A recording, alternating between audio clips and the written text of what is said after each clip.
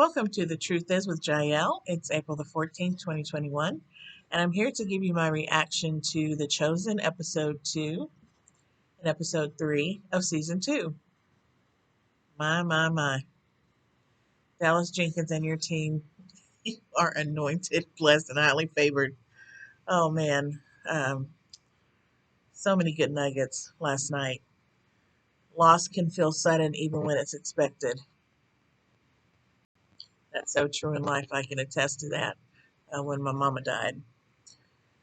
This particular character also alluded to that you can be the walking dead, or you can be alive and just so lost in a fog that it's almost not like you're alive. I also love that Matthew and Nala acknowledged his feelings as an outsider. He knows that he doesn't fit in.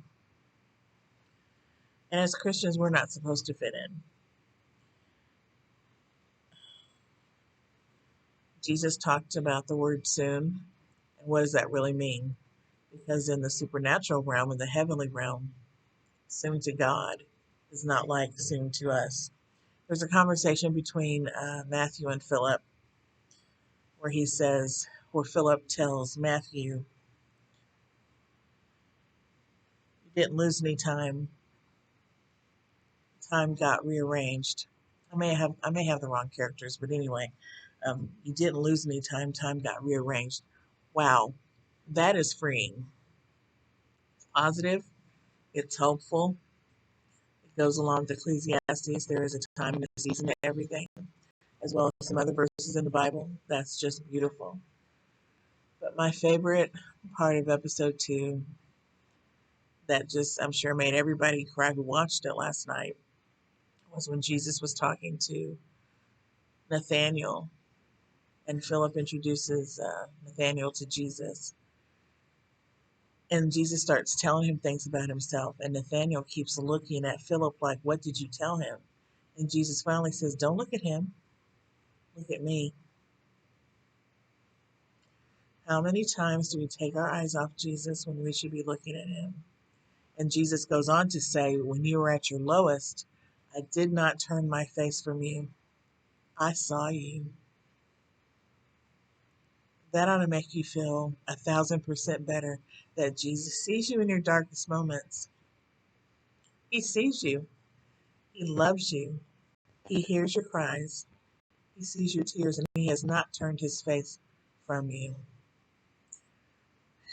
That messed me up. I was wrecked. You can still see from this morning that I pretty much cried my eyes out. I was completely wrecked. So let's move on to episode 3. I love that Mary, his mama, came into the scene and she talked about him as a baby. You know, we mamas, we remember birth very well. Years later, it's just something you can't forget. So she talked about that a little bit. How he was cold, crying, bloody. He needed to be cleaned. And how that, when he was little, he needed her so much that she doubted for a minute that he was God's son because he was so helpless. But he was in human form. And she just felt like, the older he got, the less he was needed, just like we all feel as moms.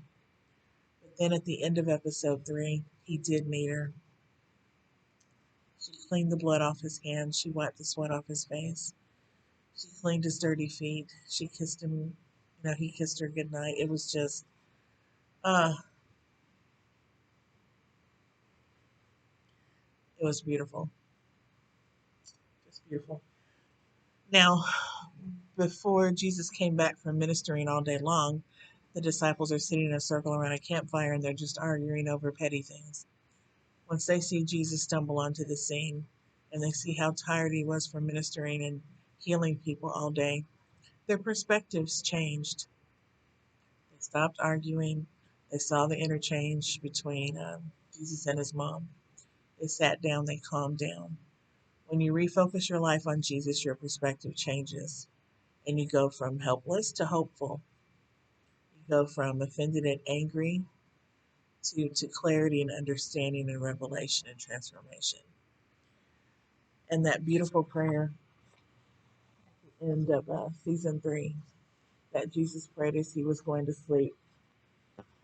I prayed that myself, and I just slept beautifully. I was at peace, just as Jesus requested in his prayer time to his papa, to his daddy, to God. So that is my reaction to episodes 2 and 3.